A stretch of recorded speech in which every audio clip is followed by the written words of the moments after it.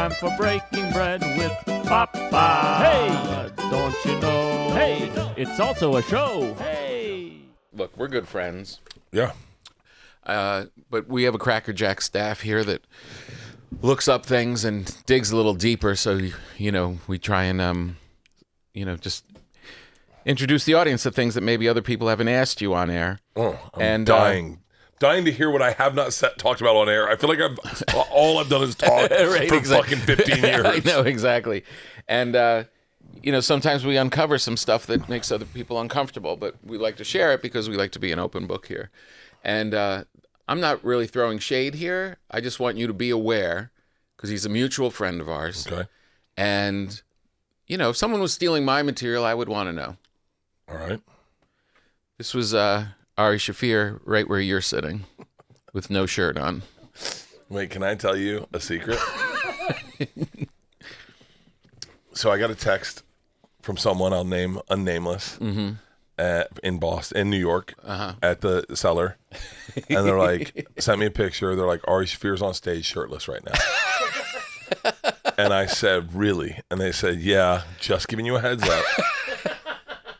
And the next morning I got a text from Ari and it said, hey, I did stand up with my shirt off last night and I really enjoyed it. I just want you to know that it may happen again, and I hope you don't think I'm stealing from you, but it's really fun. Who else could he be stealing from? And I texted him, I said, it's fucking awesome, isn't it? It is so awesome to do stand-up shirtless. It is so awesome. Do you remember when Natasha Leggero did it? Yes. And she got off stage, and she was shaking.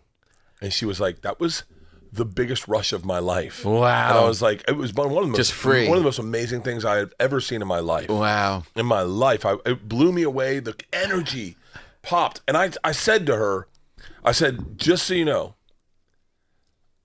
I'm not saying there's a reason I do it. But I'll tell you there's a reason I won't ever stop doing it. And it's because when you take your shirt off, that pop is so fun. Really? Dude, I swear to God, Tom, try it one night. Take your shirt off, throw it in the air, and wait till you see the crowd lose their mind. Lose their mind. It is so fun. Shane Gillis and Mark Norman said, without on the record to me, there's no bigger pop in comedy than when you take your shirt off.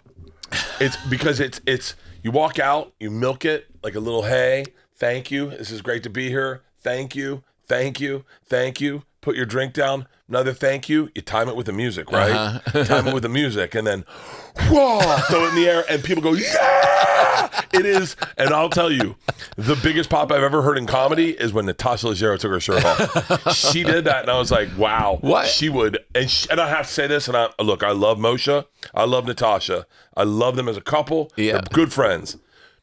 I say this respectfully. She has a fucking amazing body. She is gorgeous. I mean, gorgeous. What made you do it the first time? I was in Dayton, Ohio.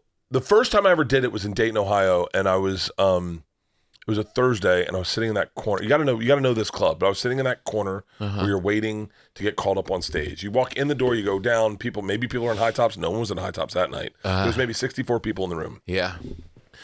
And I was sitting there, and I had a 6-pack of beer in a bucket that I was going to drink on stage. One show Thursday night, and I was like, this weekend's going to fucking suck. Yeah. And I was like, I'm missing my girls.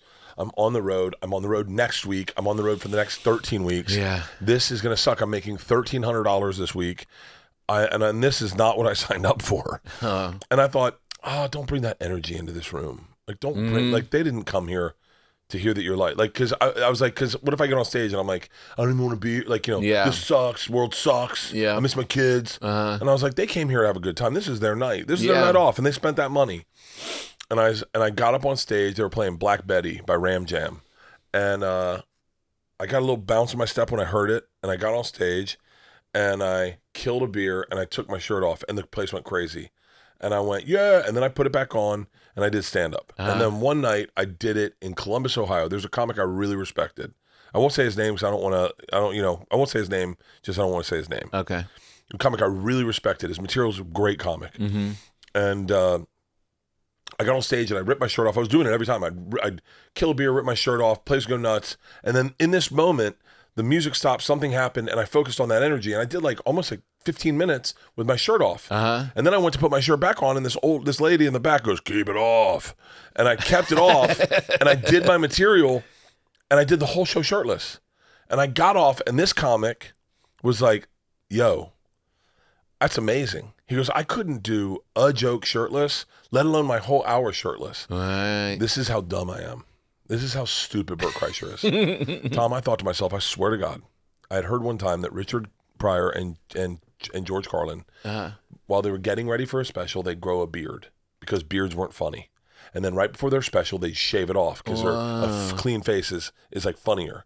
So I thought, I'm going to do stand-up with a shirtless until I shoot my special.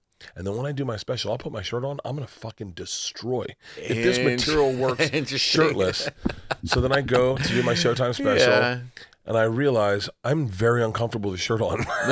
Right. And I was like, I got to do it shirtless. Right. I can't wear a shirt. I start sweating. Like I don't want to wear a shirt on stage. I've been doing all my reps shirtless. I can't go all of a sudden put a shirt on. And so I did it shirtless. And Showtime said, it's going to fucking suck. Like this special is going to bomb. And they were so right. It was the least watched special that they had ever released. Shirtless? I remember, I won't say her name. There was a woman, it was a great woman, Showtime, very cool. And there was a guy, now passed away. I remember both of them said, quote unquote, "You're giving them a reason to change the channel." You are actually providing them a reason they don't want to watch this. Yeah.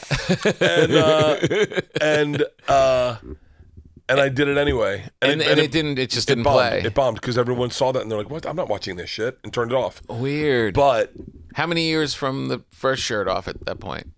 Probably couple? No, probably 10. 10? Maybe. Really? I'm guessing. I have to say 2009 I was wearing a shirt.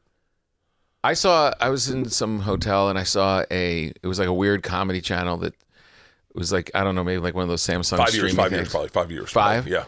And there was a show of you in Montreal on a weird little set. I think Jimmy Dore had been on it too. John Dore. Hosting. John Dore was hosting. John Dore's hosting, that's right. Jimmy Garofalo was on it. And you did a set. This was before the shirt and all. Yeah. You were early on, and it was like you were playing a character. After knowing you for so long as this, it was like, we were starting and you're finding your way, whatever. But it was a totally different. Like if you had stayed that way, you would have been just kind of a little funny, but kind of anonymous kind of guy. Yeah. And it was so weird because to watch it all the way through was, short set, 10, 12 minutes or whatever. But I was like, oh man, thank God he found it. Oh, dude. Really? Can I tell you one of the more pivotal moments in my career was I would do my stand-up shirtless, and then if I did something like that, I would let them tell me to wear a shirt, and they'd be like, "You need to wear a shirt for this." And I'd be like, "Okay." Right. And I would be like, "All right, I'll wear a shirt." And then I see. Big J had a crowd work thing. It was a crowd work show at a club in New York. And I was like, and I brought a shirt, and I was like, and they were like, "Yeah, you wear this shirt." And I was like, "Okay." And then Big J was like, "Wait, what are you doing with your shirt?" And I was like, "What do you mean?" And he was like, "Aren't you gonna go shirtless?" And I was like, "Can I?" And he was like, "Yeah." He was like, "I only want you shirtless." And I was like, "Okay." And that was like a moment where I was like, I get to make whatever the fuck decision I want to make. That's great. And then, but it's still, there's times I get hired where they're like, "Please keep your shirt on." They do? Yeah. Of course. Now? Yeah. Really? Not Netflix, but definitely it's happened. Oh, weird. Yeah.